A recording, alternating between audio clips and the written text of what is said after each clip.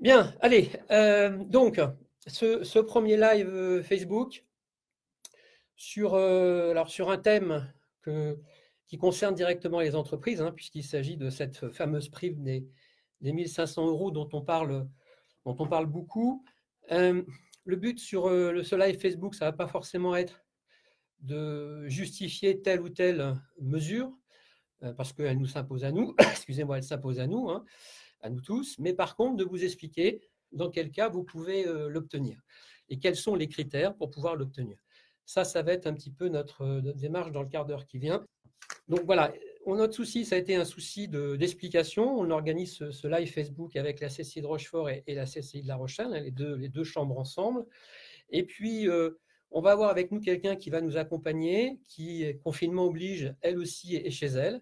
C'est Larissa Michalowski, qui est conseillère d'entreprise à la CCI de La Rochelle et qui va vous suivre sur le chat. Donc, vous avez le chat à côté. Donc, vous allez pouvoir lui poser un certain nombre de questions. Donc, voilà, Larissa Michalowski, quand vous voyez son nom, c'est une réponse qui est faite par une conseillère de la CCI.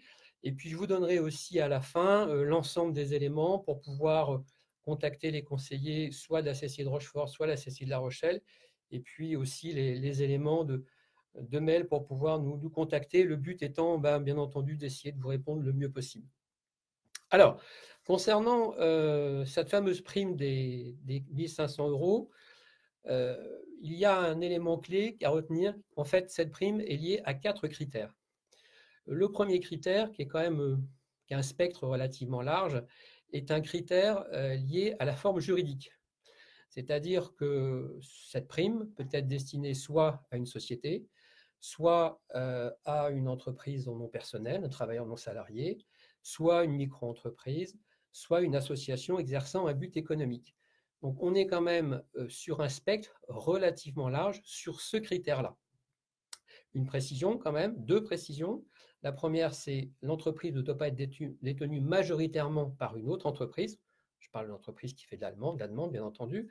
Et puis, vous allez voir qu'il y a une petite subtilité dans le calcul lorsque l'entreprise a un exercice clos ou pas. Mais ça, on le verra tout à l'heure dans le principe de l'exercice clos.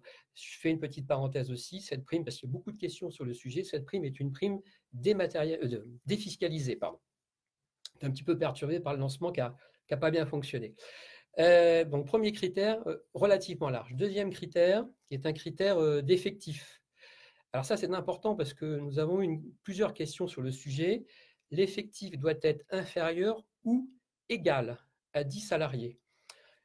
Par contre, il va y avoir une notion de consolidation sur ce critère et sur d'autres, mais en particulier sur celui-ci. Et je vais prendre un exemple. Vous avez une société qui a 2 restaurants, un restaurant avec 6 personnes et un deuxième restaurant avec 5 personnes. On est à 11 personnes. Votre société ne peut pas bénéficier des 1500 €.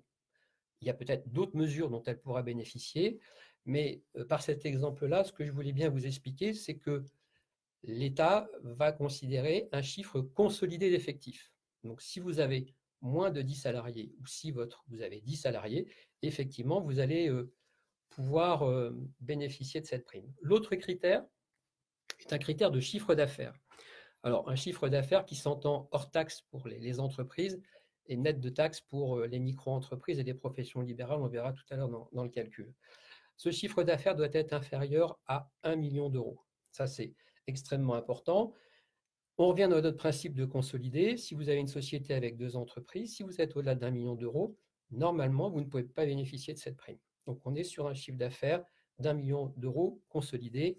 On parle de l'exercice comptable, clos. On verra dans le calcul tout à l'heure que c'est un petit peu différent pour les autres entreprises. Par exemple, si vous avez une entreprise et que vous avez créé en juillet 2019, comment ça va se passer? On le verra dans le calcul. Le troisième élément, c'est un critère de bénéfice. Critère de bénéfice, et là, le bénéfice imposable au titre de l'exercice clos doit être inférieur à 60 000 € hors taxe. Je répète, 60 000 € hors taxe. Pour les sociétés soumises à l'impôt sur les sociétés, il faut rajouter à ce montant les sommes versées par le dirigeant, au dirigeant, au titre de sa fonction de gérant. Donc, vous avez une entreprise, vous réalisez 4 000 euros, 40 000 euros de bénéfices imposables, vous versez 30 000 euros au gérant pour sa mission de gérance, eh bien, vous êtes au-delà des 60 000 euros. Donc, il faut bien intégrer le fait que cette notion de bénéfice doit tenir compte aussi des sommes versées pour la mission de gérance. Donc ça, c'était le critère de bénéfice. Alors bien entendu, hein, dans tout ce que je dis là, toutes les micro-entreprises, tous les indépendants qui m'écoutent, ils sont très nombreux, sont bien entendu dans ces éléments-là. Et il ne s'agit pas de dire c'est un ou l'autre, mais il faut cumuler tous ces critères pour pouvoir en bénéficier. Sont exclues toutes les entreprises qui, avant le 31 décembre 2019, étaient en procédure collective. Donc là, je veux parler des entreprises qui sont en redressement ou en liquidation judiciaire. Donc voilà, ça c'est... je reformule rapidement les éléments de critères parce qu'ils sont importants. Le premier critère, c'est la forme juridique. Là, on l'a vu, un spectre relativement large, hein. Entreprise individuelle, micro-entreprise, société, relativement large. 2, le critère d'effectif, et j'insiste particulièrement, c'est inférieur ou égal à 10, avec cette petite subtilité que je vous ai donnée par rapport à la notion de consolidation. Un critère de chiffre d'affaires, c'est 1 million d'euros hors taxe, toujours avec cette notion de consolidation si vous avez plusieurs affaires dans la même société. Ensuite, un critère de bénéfice, 60 000 euros hors taxe, mais attention, à rajouter la rémunération versée aux dirigeants au titre de sa fonction de gérant. Ça, c'est un élément clé. Voilà. Donc là, vous avez globalement les 4 critères les plus importants. J'espère que j'ai été clair avec vous. Si ce n'est pas le cas, vous pouvez vous manifester. Je pense que Larissa doit être en ligne avec vous pour répondre à vos questions. En tout cas, je l'espère. Maintenant, autre point, à qui s'adresse cette mesure? Alors, au-delà des critères, il y a 2 éléments à prendre en compte. Le premier élément, bien entendu, cette mesure s'adresse à toutes les entreprises qui ont eu une obligation de fermeture administrative, et ça, c'est le décret de mémoire du 15 ou 16 mars. Donc ça, c'est le premier point. Mais aussi, toutes les entreprises qui, pendant le mois de mars, ont bien entendu eu des baisses de chiffre d'affaires. Et là, je voudrais faire une précision tout de suite, parce que vous recevez probablement beaucoup d'infos, et au bout d'un moment, sauf à être un véritable spécialiste, c'est difficile de s'y retrouver. Puisque au courant du mois de mars, l'élément clé qui a été pris en considération au départ, et on va faire tout à l'heure le calcul, c'était le pourquoi de mon aller-retour pour aller chercher le tableau, l'élément clé était une baisse de 70% de chiffre d'affaires entre le mois de mars 2019 et le mois de mars 2020. Et il s'avère que cet aspect de 70% a été ramené par le gouvernement à 50% de baisse de chiffre d'affaires. Alors, on est en direct, hein, on va essayer de faire un petit exercice de calcul. Vous allez peut-être trouver ça très, très simpliste, mais au moins, il a la chance de clarifier les choses. Donc, je récupère mon tableau, ne me quittez pas.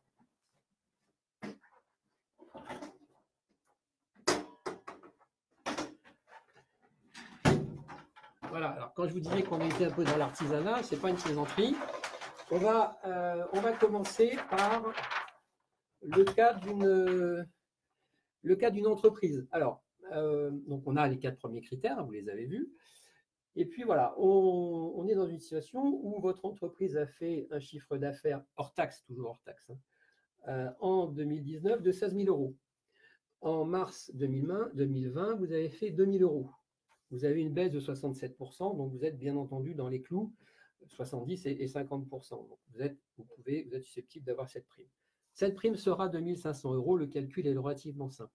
On verra tout à l'heure comment accéder à la plateforme, mais c'est extrêmement simple. Autre cas, et j'ai souhaité faire ce cas parce que vous êtes nombreux à être indépendants, micro-entreprises, et là, ce cas vous concerne directement. Pour simplifier les démonstrations, j'ai divisé tous les chiffres par 10. Vous êtes micro-entreprise, vous êtes indépendant, vous êtes graphiste, et vous avez un chiffre d'affaires en 2019 qui était de 1 600 euros sur le mois de mars. Vous avez eu un chiffre d'affaires 2020 de 200 euros. Vous êtes toujours dans la fourchette des plus de 50%. Par contre, comme c'est une prime plafonnée à 1 500 euros, eh bien, vous aurez 1 500 euros moins vos 200 et vous toucherez 1 300 euros. Voilà. Ça, c'est un élément qui est parfois difficile. Je remets, voilà, je remets mon tableau. Donc, à retenir, hein, le principe du calcul, votre chiffre d'affaires du mois de mars 2019, votre chiffre d'affaires du mois de mars 2020, vous êtes à plus de 50%, vous avez droit à la prime. Dans la situation des petites entreprises avec des chiffres d'affaires plus faibles, vous avez vu quel était le résultat du calcul. Alors, petite précision, parce que c'est une précision qui date d'hier et la difficulté dans cet exercice, c'est ce que je vous dis aujourd'hui ne sera peut-être pas vrai lundi ou mardi ou mercredi prochain, hélas, mais ça on fait avec. Peut-être que certains d'entre vous ont, le 31 mars, déjà déclaré cette baisse de chiffre d'affaires. Notamment, c'était le cas pour tous ceux qui étaient au-delà des 70%. Très bien, pas de problème. En ce qui concerne ceux qui sont dans la tranche des 50 à 70%, vous pourrez, a priori, à partir de demain, accéder à la plateforme impôts.gouv.fr et faire votre déclaration. Cette déclaration, elle est toute simple, hein, vous verrez, c'est une déclaration sur l'honneur, une estimation du montant de votre chiffre d'affaires et vos coordonnées bancaires. Et c'est la plateforme qui, de toute façon, directement vous calcule la prime que vous pouvez obtenir. Donc ça, c'est la règle classique. J'espère que j'ai été clair, je reformulerai peut-être tout à l'heure. Après, il y a un autre cas de figure qui se présente, qui sont les entreprises qui n'ont pas d'exercice clos. Vous avez créé votre entreprise en juillet 2019. Qu'est-ce qui va se passer?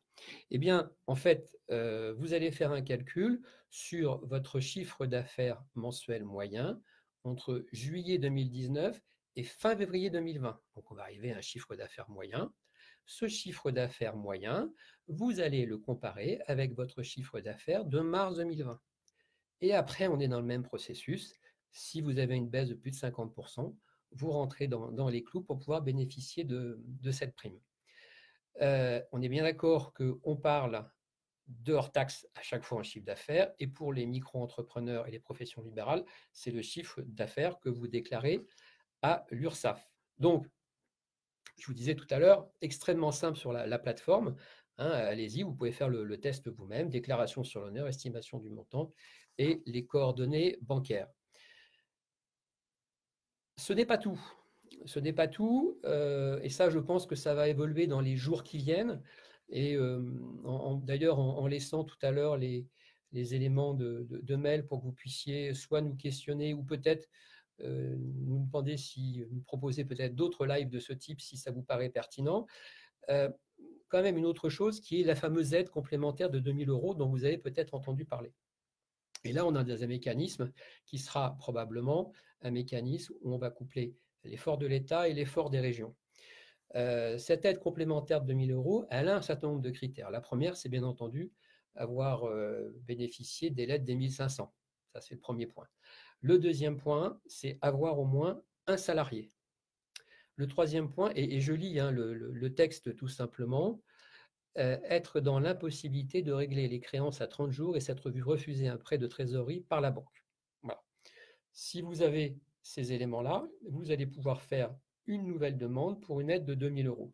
Cette aide, la plateforme de cette aide, qui devrait être toujours la plateforme impôts.gouv.fr, sera disponible à partir du 15 avril et vous aurez jusqu'au 31 mai pour pouvoir faire cette déclaration.